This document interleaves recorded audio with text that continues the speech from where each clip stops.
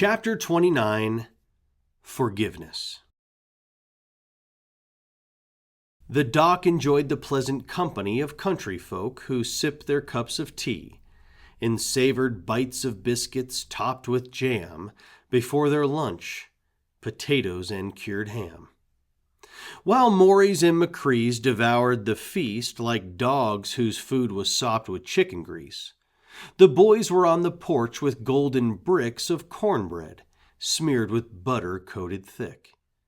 Boone was gazing up with hopeful eyes that bites of brittle bread would soon supply a hearty chunk or even just a crumb. So Clancy broke a piece and fed him some. Caroline brought out a Clemens tray of glasses full of ice-cold lemonade. Thomas and Clancy reached and took a hold of sweaty glasses, slippery and cold. When Terence reached, she moved the tray aside. Although he scowled, the girl was smiling wide and said, "Those drinks were lever A, you see, but this one here, this drink is lever B." Though Terence shot an angry look at first, the other boys erupted with a burst of laughter. Terence slowly turned his sneer into a smirk that lifted ear to ear. His brother said to him, "She burnt you good." And even though he felt like charcoaled wood, Terence affirmed, "Good one, Caroline. You sounding like a Neckmore all the time." They each refreshed themselves with tangy gulps of lemonade, both sweet and tart with bits of pulp. A silence overwhelmed the youths, for they reflected on what had occurred that day. Remorsefully, the girl was first to speak. "I feel a fool believing he was sweet. The deacon was of the variety of men we call all prayer, no piety." Clancy said to her, "You ain't no fool. If you'd have seen him like we done at school, you never would have thought he was no saint. But reckon no one sees the things they can't." She said, "You tried to tell me many times, but I was led along, a horse with blinds." "He'd whip us like a horse. He'd whip us sore." He reached into his pocket, but not no more. Clancy withdrew the Deacon Doughty's whip, and it uncoiled to dangle deathly limp. Terence spoke while trying to understand. "You stole the pitchfork from the devil's hand." Thomas said, "I told you I wasn't lying." Terence replied, "It's true I wasn't buying, but here and now, it's just as you had told it. Come on, Macree, won't you let me hold it?" With slight reluctance, Clancy held it out, but Thomas grabbed it first. The wrinkled snout on Terry's face despised his brother's ploy. Thomas acted, "You're back or bottom, boy."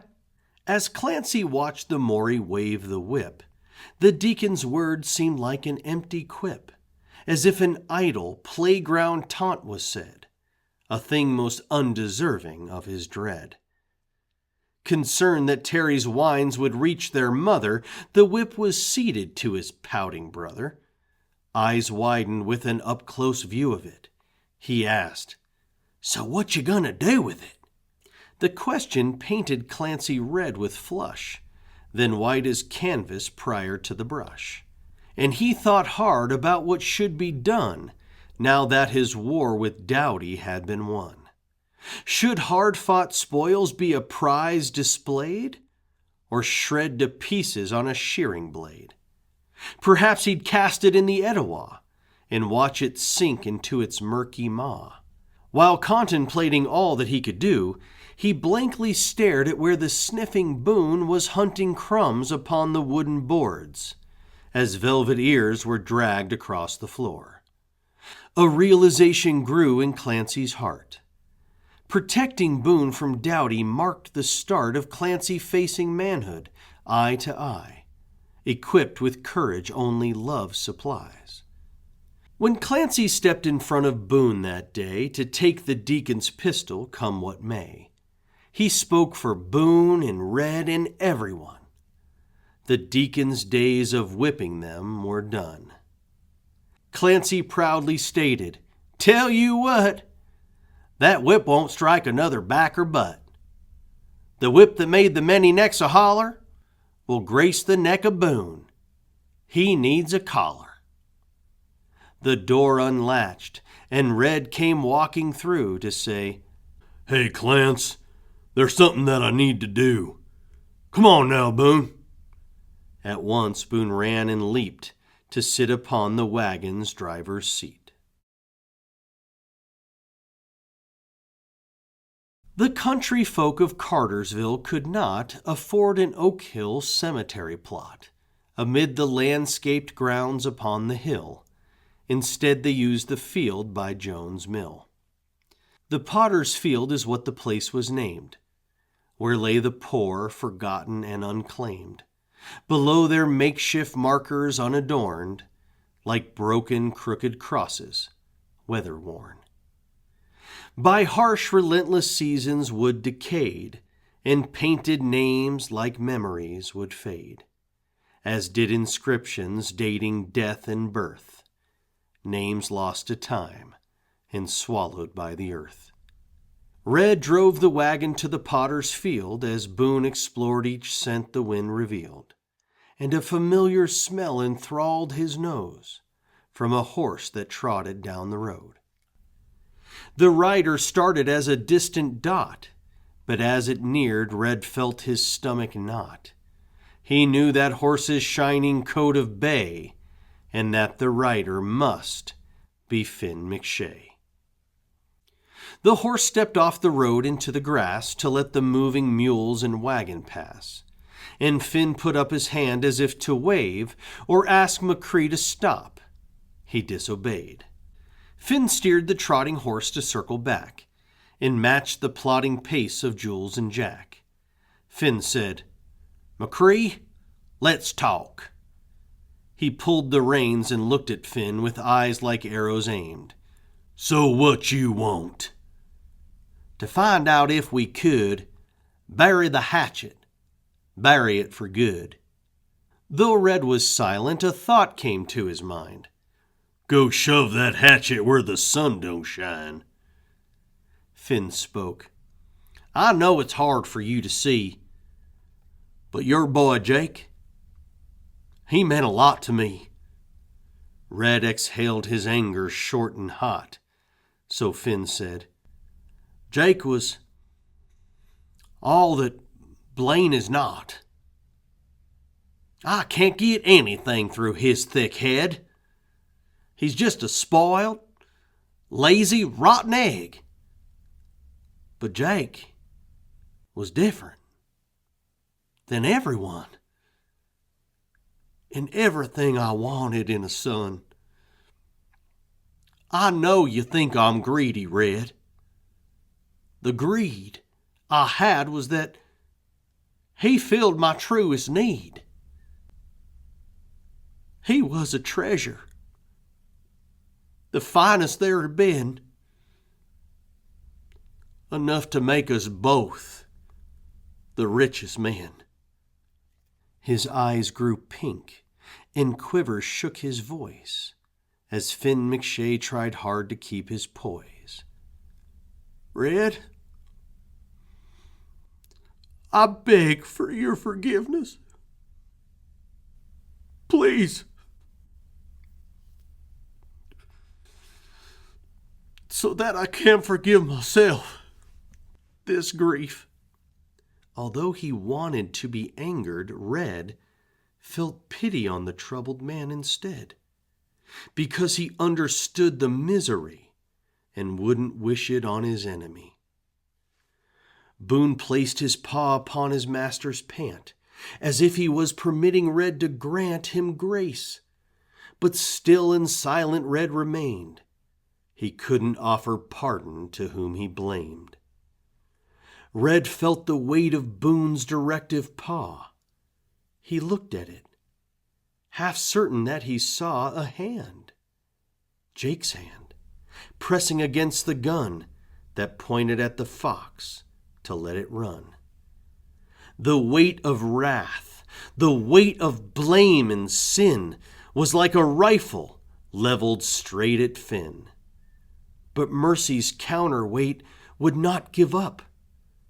He heard Jake whispering, "Life's hard enough." Finn recognized the dog was at the church and rag-dolled Dowdy with a lunge and lurch. He said, "That dog you have, that was the Hound that near got shot, taking the deacon down." Red looked at Boone and said, "Old Boone done that?" "The dog unhorsed the man and drug him flat, and nearly tore his hand right off his wrist." "Got his revenge from being pistol whipped. For men the Bible says revenge is God's, but reckon that it don't apply to dogs." They shared a laugh, but something was unclear. Red asked of Finn, "So what you doing here?" Finn said, "Oh, Red, I thought you knew." "Knew what?" "The flowers, every Sunday, freshly cut. I place 'em at the grave. I thought you knew." Red asked, surprised, "Them flowers is from you?" "Please hear me, Red. I truly mourn the lad, and wish you and your family nothing bad. But my intent has been misunderstood. I only wanted to bring your family good. In fact, my fabric mill will open soon, with new machinery to run the loom. The future lies in speed and mass production, and we will lead this industry's disruption. Jobs by the 100 as if they were 10. I see in you a leader over men. When you walked out on the church that day, men followed you because you have a way. So what I'm saying is, I want you there to run the mill and treat the workers fair. I need a man that I could trust to lead the crew. A man like Jake. I'm offering it to you." Although he didn't answer the businessman, after pausing, Red gave his open hand and said, "McShay, I'll bury that hatchet, 'cause I see you ain't the man I thought you was." In clumpy grasses, by a sweet gum tree, is where they buried Jacob James Macree. And Red could see the lilies left for Jake that leaned against the weathered wooden stake. He pulled the reins, commanding mules with woes, as leaping Boone went chasing off some crows that perched upon a cross that fled to trees to watch as Red collapsed upon his knees. His shoulders hunched, his head fell to his chest. 2 arms embraced his hat against his breast, as if he held his Jake in calloused hands. His tears began like rain on thirsty land. While shivers shook his chin, his labored breathing convulsed his chest as if the man were heaving before the dam he built within was breached, and depths of him he'd never known were reached. Macree's lament was partially a prayer, impartially as if his son were there. "Why?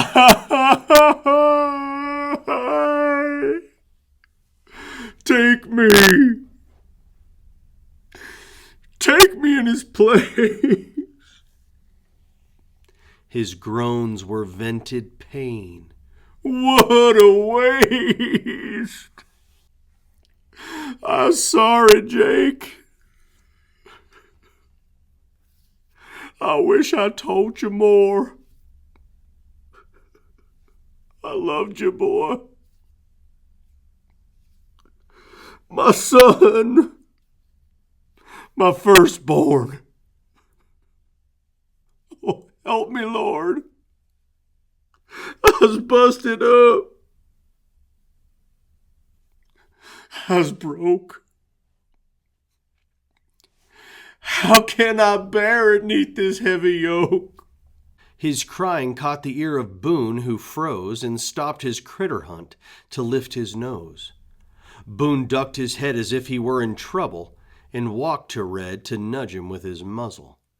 But Red kept crying out, "Forgive me, son."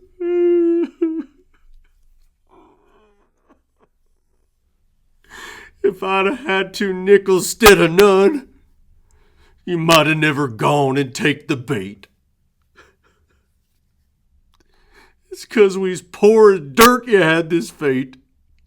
Those bitter words were barely off his lips when Boone's soft whines and nudges turned to licks that tried to catch each tear he shed for Jake.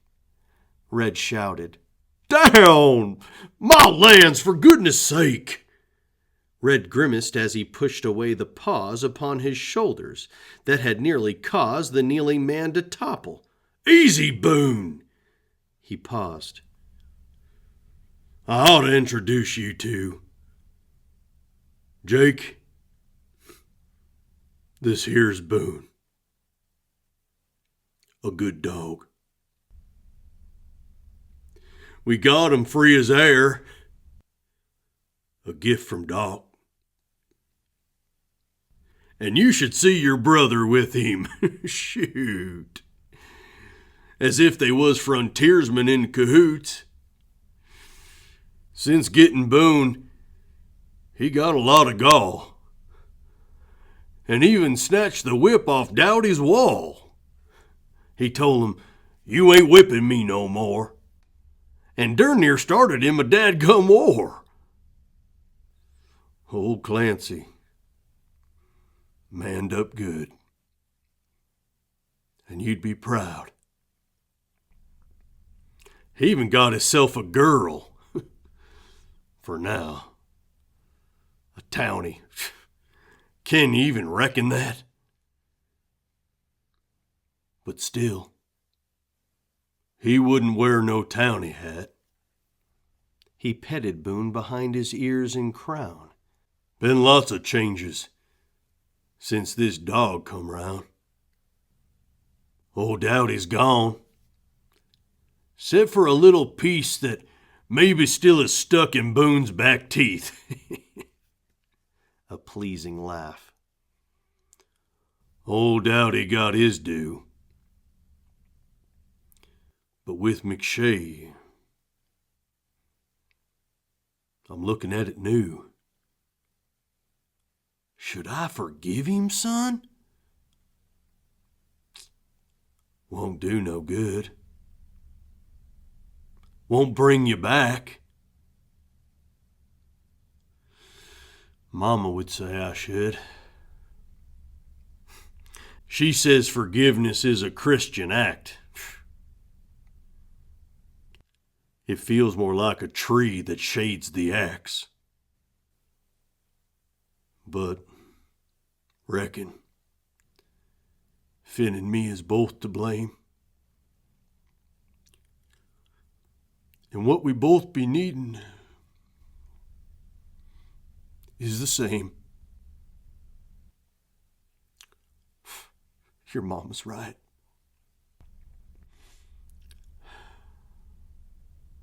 She sure do miss you, Jake. You should have seen her stomping on a snake. But Boone runned over just like you'd have done and saved her. Saved her. Just like would a son. Red paused in thought while sitting still as stone, and understood something he should have known, something Doc had learned on darkest days, that Boone gave Rose another son to raise, that Boone helped Clancy grow and gain, that Boone taught Red to let go of his pain, that Boone began each person's rise or fall. He said, I reckon Boone done saved us all. The end. She says forgiveness is a Christian act. It feels more like a tree that shades the axe. But, reckon, Finn and me is both to blame. And what we both be needing is the same. Your mama's right.